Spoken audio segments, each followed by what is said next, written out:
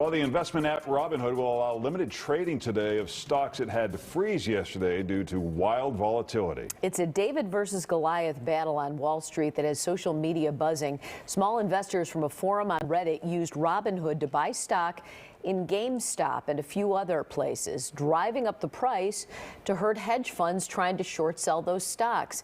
Robinhood CEO denied the freeze was made at the request of big hedge funds. He says SEC rules forced Robinhood to suspend buying of the shares. A class action lawsuit has been filed accusing Robinhood of unfairly manipulating the market because people who don't use the app could still trade the stocks. Joining us now to talk about this, financial expert Terry Savage. Terry, I think this is, a lot of people don't understand what the hedge funds are doing, what short selling is. So just give people a Reader's Digest to how this affects the regular person. Yeah, let's just take a look at some of these companies, which the hedge funds looked at these companies like GameStop and said, hey, this is a retail store for online gamers. Everything's going online. These guys are going out of business the way Blockbuster did. So it's a legal tactic. You can sell stock short. The idea, instead of buy low, sell high. In this case, you sell high first and buy low, and you fully disclose that you don't own the stock. You put up margin. You hope that you're going to buy it back at 20 cents a share when they go bankrupt. But when the stock starts going higher, anybody who has sold short, say at $20 a share, where it was in January, has to put up more margin with their brokerage firms. That's the hedge funds. So all of a sudden, the hedge funds were being called to put up more and more money.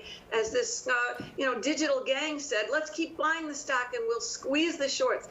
It's something that's happened for time immemorial, okay?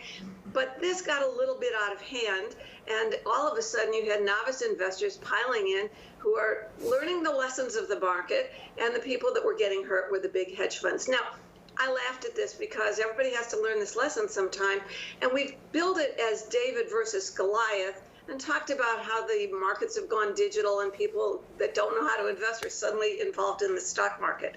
But it's gone beyond that now. First of all, firms like Robinhood have to keep capital on deposit with the central clearing firms. And with all this influx of buying and trading, Robinhood said we got to protect our investors, or the people that are trading, when they stop. By the way, they only stop new buy purchases in GameStop and some other companies. You could liquidate. Well, the individual investor said, wait, don't protect us from ourselves. We need more people to come in and buy. Eventually, we're going to sell. But the fact is, overnight, Robinhood raised $1 billion worth of capital and plus, on top of that, they had lines of credit for $500 million. So basically, they were squeezed to have capital. They needed to slow things down. That firm, not the whole market, and those investors who were trading through Robinhood could no longer buy. That's what happened.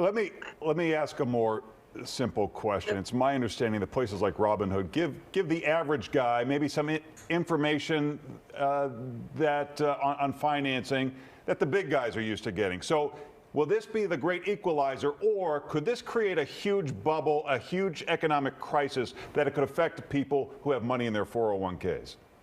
Okay.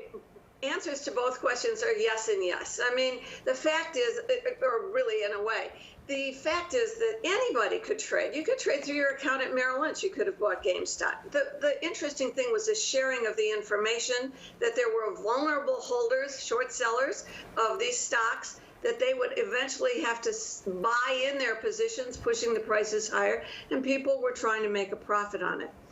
I think it's a demonstration of how the markets now require both transparency and liquidity, and that the little guy now has access. If they band together, like the schoolyard bully can no longer push the kids around, they've all got cell phones and they're acting in concert.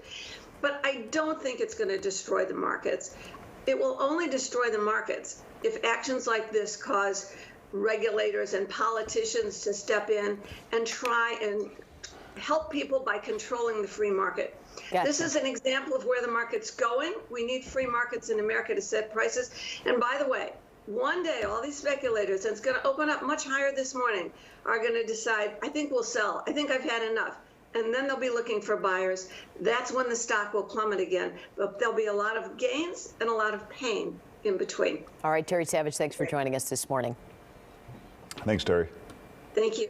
There is terrysavage.com if you have questions directly for Terry. 7:39 news.